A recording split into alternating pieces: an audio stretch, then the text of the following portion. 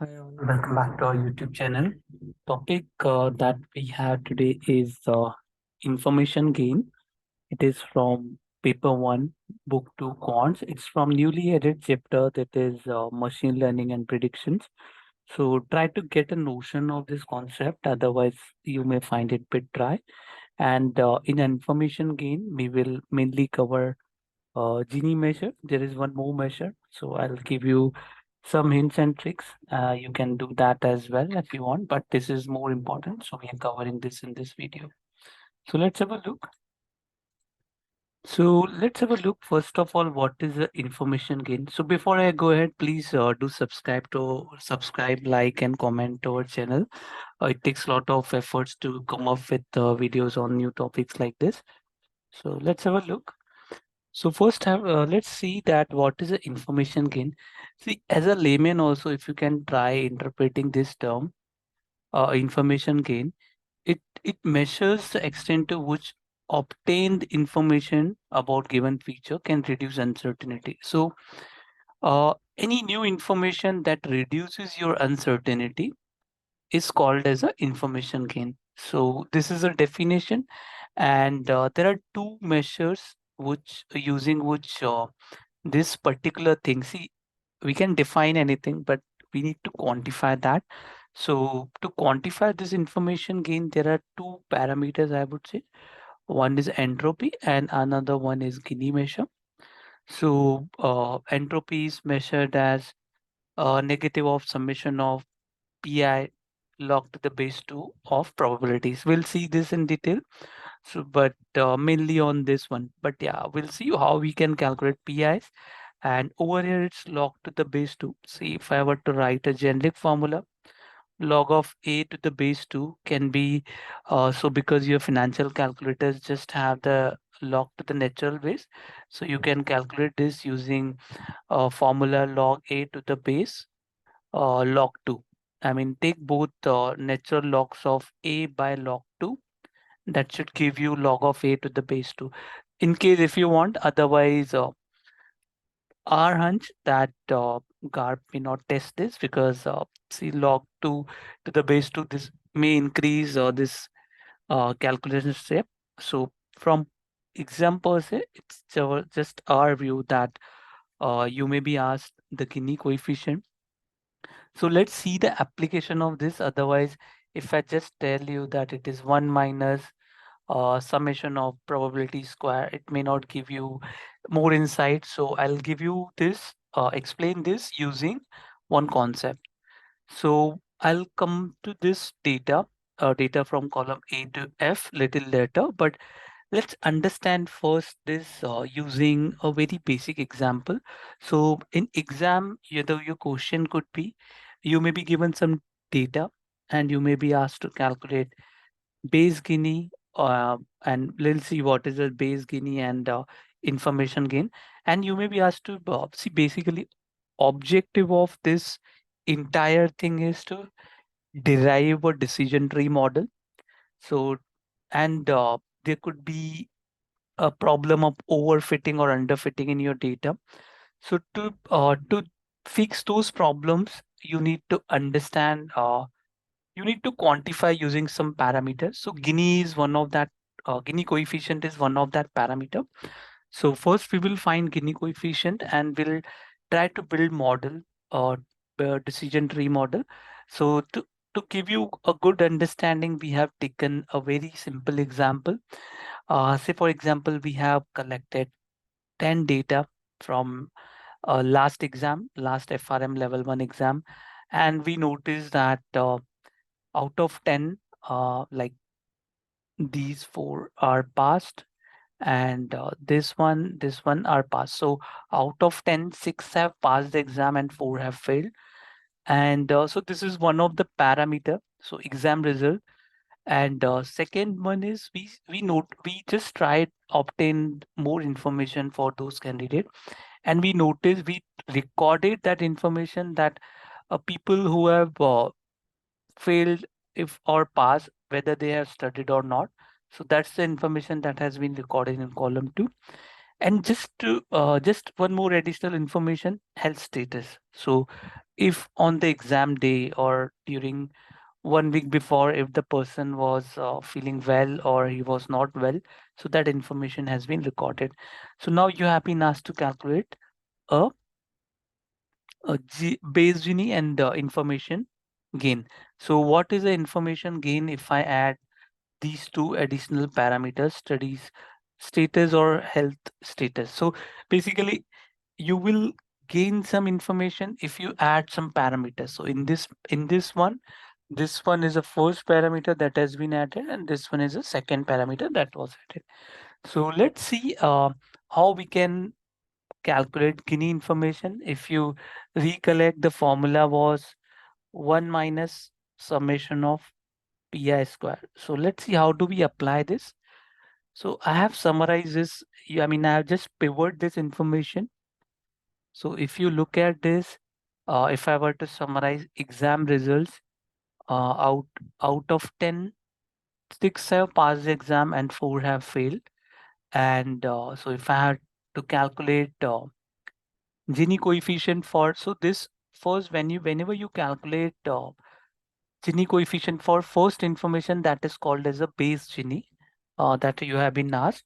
So in this case, so at a first iteration, it's very simple. So fail criteria is 40%, fail probability is 40%, and pass probability is 60%. So just we'll just square these and summation, because you have to sum this up. We will add these two and subtract it from -1. That will give you the base Gini coefficient. So, and if I go to formula, you can notice that. So, I mean, I have just calculated the probability. You can directly, because in this case, it's B4 divided by total number. So it gives you, uh, just give me a minute. Yeah. So why F2 is not working? Maybe on screen share F2 doesn't work. But yeah, it's just a 0.4 square probability of failing plus probability of passing. Add these up, subtract it from 1. That is your Gini coefficient. That's number one. It's basically, so if I were to give you some more hint, this is basically, if you go back to this one, it is called as a impurity also. So higher the Gini coefficient, less is your, so higher is the variance and less is your accuracy basically. So this is number one. Now, if I had to calculate Gini coefficient at this one. So for this, if you compare exam results versus study status, so it would be a bit tricky. So what I have done within non-studied people who has not studied or studied, under that, how many out of this data, I have just pivot the information under non-study, how many had failed and how many had, so deliberately had kept the data in such a way that people, if people don't study, they fail. So out of total 4 who haven't studied, 1 by luck got passed and 3 had failed. On the other way, people who had studied, 5 passed but 1 failed, maybe because of luck or health. But yeah, this is the information that we have. So now what we'll do, we will find Gini coefficient separately for this information, non-studied one, this one. So Gini coefficient for this and Gini coefficient for this. Then we will assign weight. So weight of this is like over there 6 out of 10. So 60%. So first what we'll do, we will first find the Gini coefficient of non-studied and Gini coefficient of studied, and then we will have a weight of this one. So weight of non-studies out of 10, 4 were non-studying. So so 40% is the weight, and similarly for studied one, the 60% is weight. And then we'll calculate weighted Gini, because when you have further information, not there just one parameter, so you have to calculate the weighted Gini. So in this case, what you do, in a similar way, what you did, this pattern will be applied over here. and this calculation will be applied. So over here, out of 4, if I were to calculate, there are 3 who failed out of 4 who had non-studied. So square of this plus 1 over 4 square of this. So these are your probabilities. You will add these up, subtract it from -1, and you will, so if I subtract this number from -1, I will get this one. 1 minus this quantity, you'll give you 0.38. So there are formula, you can check it. And people who had studied, similarly for them, it would be, if I, so let me just write how this 0.38 what obtained. So 1 minus square bracket 3 over 4 square plus 1 over 4 square, square bracket closed. So that's the 0.38. So let me just give a arrow. And for studied Gini, how you can calculate it? 1 minus, so this is 1 over 6. So 1 over 6. So out of 1 person, out of 6 who had studied failed this square, and 5 passed, 5 over 6 square. So this this will give you 0.28. And weights of these are 40% and 60% in total population. And this 40% will be applied to this. So 40 into this and 16 to this will give you weighted Gini. Now, once you have weighted Gini, you will subtract it from the base Gini. So 0.48 minus 0.36 will give you the information gain. So that's how you obtain information gain. Higher the information gain, more is valuable something. So study status is a valuable thing if your information gain is higher. Very important point that you have to note. If your information gain is higher, better is the accuracy, less variance, I would say, less are the chances of overfitting or underfitting. So that's how this exam results are obtained for this one. And similarly, we have health status. So in a similar way, calculations were done. Like if I just write how this 0.44 was obtained, it is minus 1 over 4. So 2 by 6 upon plus 2 by 6 square plus 4 by 6 square. So 6 were doing well, but and if they were doing well, they passed the exam and 2 fail. So square this. So you will get 0.44 in this minus this one. This is like 2 over 4 and plus 2 over 4. So like it's the same quantity. So people who were sick, out of which 2 passed and 2 failed. So that's how this 0.44 was obtained. And that's how this 0.50% was obtained. And weights remain same. So good health is 60%. So weight are different for good health and 60% and 40%. These weights are applied on Gini coefficients for corresponding this one. And the final weighted Gini. In this case, if you notice, the Gini is too high. That's why information gain is too low. In a layman language, I can say that this health status is not a, in hypothesis testing, we used to say significance test. So health is not a significant parameter which is deciding your exam result. Studying status is something which is highly impacting your exam results. So information ratio is high, and one that gives you a good information ratio, that node. So basically the square blocks are called nodes, and this wherein your final decision is arrived is called as a leaf. So basically I want to come up with a decision model from this data which can give me, if I can just put the information about the student, and I can just come up with the outcome that he will pass, he or she will pass or fail. So if someone has studied, if he says yes, it will directly highly, I mean, because I just wanted to explain, I kept a very simple example. If person has studied it, he will pass. If now, I mean, there is another parameter. if he has a good health or not. So if he has not studied and he's sick, then high chances he may end up failing. And if his health is good, maybe because of luck, he may end up passing. So this is how you can pivot the information and calculate a Gini coefficient and information ratio. So 1 and 2. So information gain can be calculated for all the information that you may have for the given data. So if I were to give you the just short summary about another data that we had. So we have data points of 20 data points wherein we notice that for 20 companies we have data points if they are issuing a dividend or not.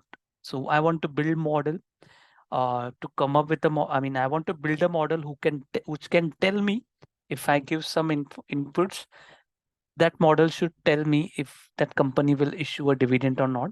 So for that, I have given some information to machine. So I want machine to learn out of this data. So initial data that was given to machine was dividend if year on year earning dropped. So D and non-D, D stand for dividend. And if there are no dividends, it says ND.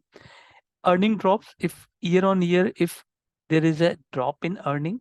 So if there is a drop, it says ED complement, ED. And if there is no drop, so it says ED complement. There is no drop in basically. If it is a large cap or not, and if it is a a tech company or not. And this is a very different thing you may come across, but highly unlikely that can be tested in GAP. Apart from your variable being just binary, you could have the continuous data also. So in this company, if the retail investor has a 40% holding, if that impacts dividend, that could be also part of your or data. So let's see how I pivot this information. So coming up with a decision model for this is a bit challenging, but I can walk you through how you can calculate Gini coefficient and information gain. So same way, I have just summarized this information. Out of 20 companies, there were 8 companies who didn't declare dividend and 12 companies who declared the dividend. So in the same way, how we saw, I'll just write simple equation for you. So in the same way, you can calculate this Gini coefficient, that is 0.48, using 1 minus sum of like 12 over 8 square plus, sorry, just drop me once because it's over 20, not 8.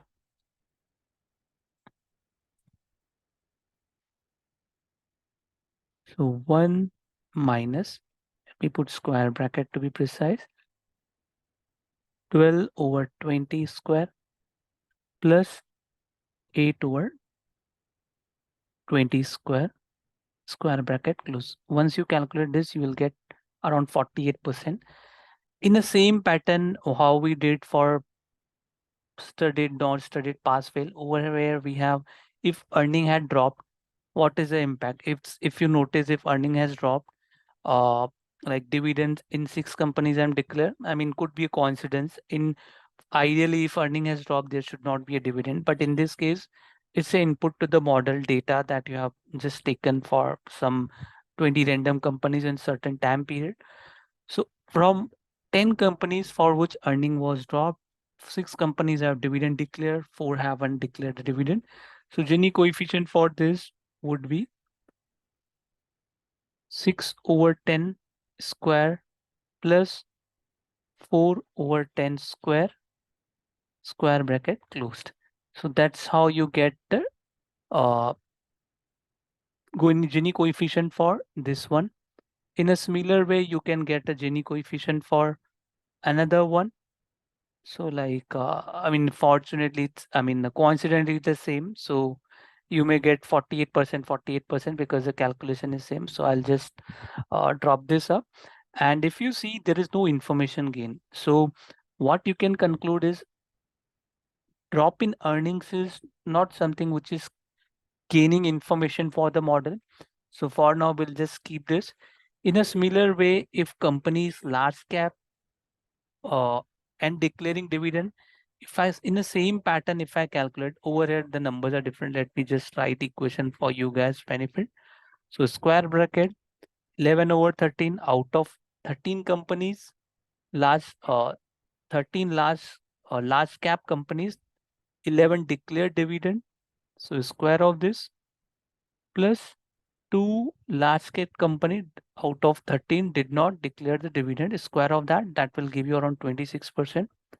Similarly, companies which were not large cap, out of 7, 1 declared dividend and 6 did not declare the dividends. So 6 over 7 d square.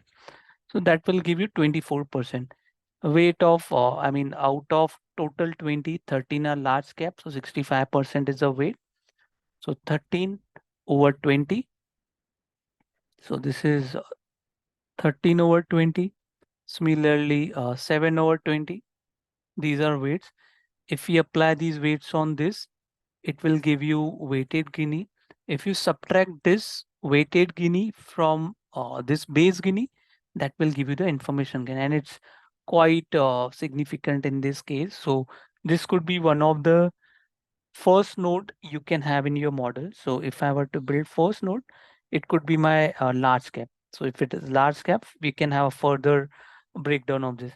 In a similar pattern, there was a similar exercise done for technology. If technology has an impact on dividend, the information gain was very low. And this is a bit interesting. So